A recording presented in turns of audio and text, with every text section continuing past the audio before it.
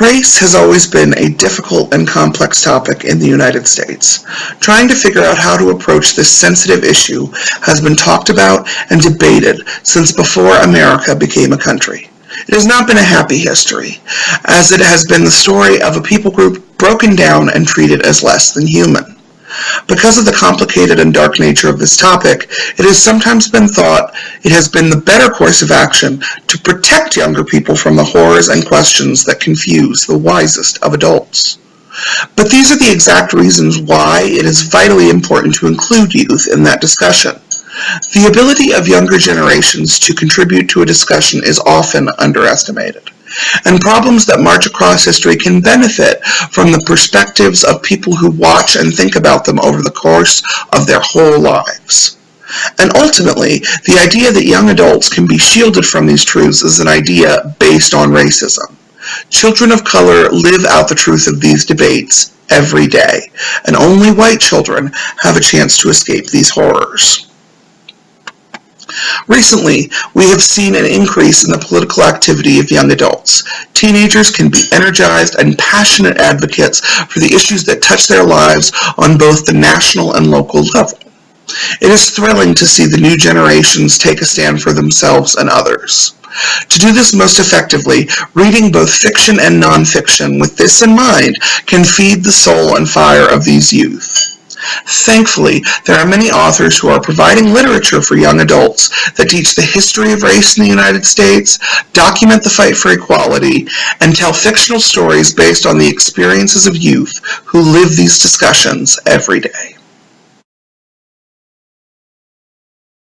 One such book is A Wreath for Emmett Till by Marilyn Nelson, and featuring artwork by Philippe Lardy. Emmett Till was a teenage boy who was violently lynched in Mississippi in 1955. When his mother had his mutilated dead body prepared for burial and displayed in an open casket for his funeral in Chicago, Illinois, it caused a media sensation. Marilyn Nelson has written a narrative poem that covers this moment in history. The poems are written in a detailed form known as a heroic crown of sonnets. There are 15 poems in the sonnet form written about Emmett Till. The last line of each poem becomes the first line of the next poem, and the 15th and final poem takes the 14 first lines and creates a new poem.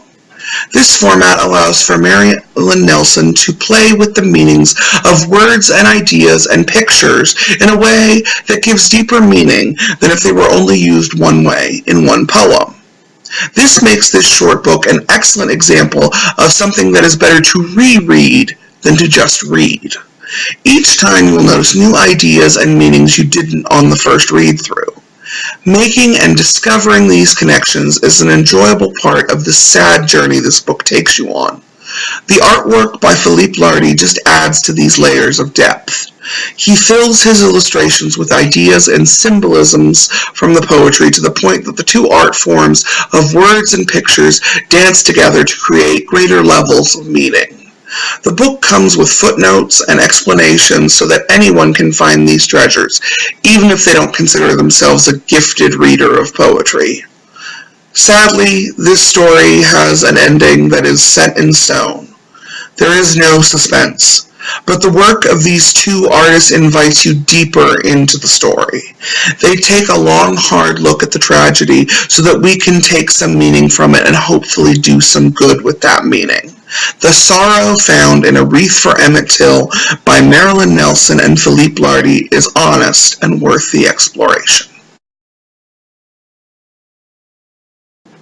If you're looking for further exploration into the world Emmett Till lived in and how people responded to that world, the graphic novel March, Book 1 by John Lewis, Andrew Aden, and Nate Powell is a peek into that time and place. John Lewis was a child who could have never been protected from the harsh world of racism in America, growing up as an African-American boy in the rural South. He was someone who started looking at and confronting these issues at a young age, and it shaped the course and direction of his entire life. The book illustrates this by jumping between the past of his childhood and John Lewis's present as a congressman. The real meat and potatoes of this book is the first-hand accounts of the heat and heart of the civil rights movement of the 1960s.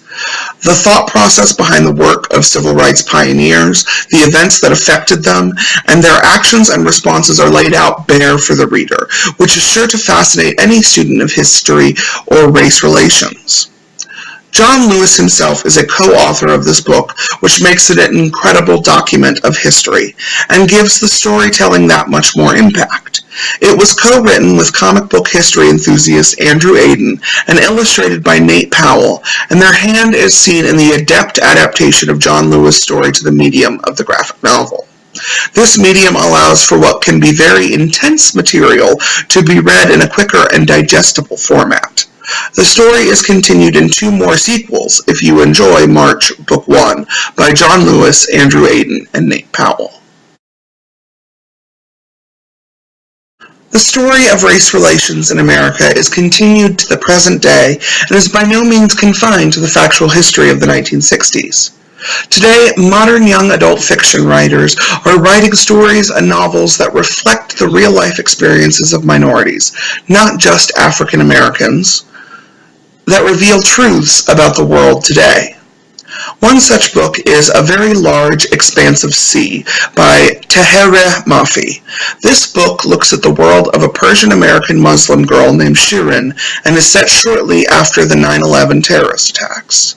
Shirin faces constant harassment for her appearance and her faith because of the political repercussions of these attacks. As a result, she spends most of her time in public trying to minimize herself and make herself less noticeable. By avoiding all attention, she can avoid unwanted attention. Most of the adults in her life are unsympathetic to these challenges, and those that are sympathetic still find ways to make problems for her. Her quest to remain unnoticed is frustrated by her brother's initiative to start a breakdancing club with her, and the unwelcome emotional connection she finds with Ocean, a white boy she is paired with in class. These elements conspire to blow her world wide open, and the consequences are extreme. This reflects the challenges minorities face every day at every age, and is an excellent place to learn or find sympathy for these problems. It's a story grounded in reality with all the contradictions and challenges people face every day. It may be fiction, but A Very Large Expanse of Sea by Tahereh Mafi reads as true as an autobiography. The issue of race in America can be a tragic and confusing topic, but there is hope for a better tomorrow thanks to the willingness of young adults to engage with this topic in a meaningful way. Books like A Wreath for Emmett Till by Marilyn Nelson and Philippe Lardy, March, Book 1 by John Lewis, Andrew Aden, and Nate Powell, and A Very Large Expanse of Sea by Tahereh Mafi fuel that fire.